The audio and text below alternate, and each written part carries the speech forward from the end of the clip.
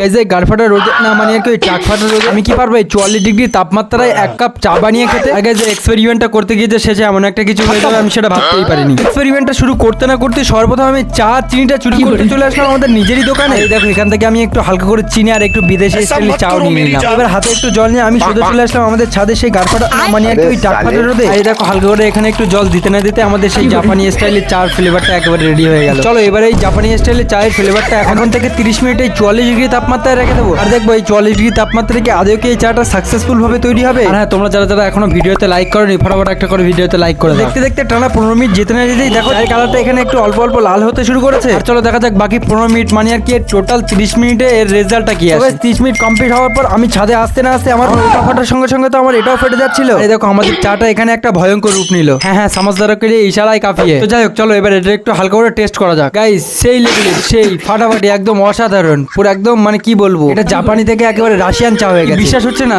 পারলে তোমরা একটু বাড়িতেও ট্রাই করতে পারো। আর হ্যাঁ সাবস্ক্রাইব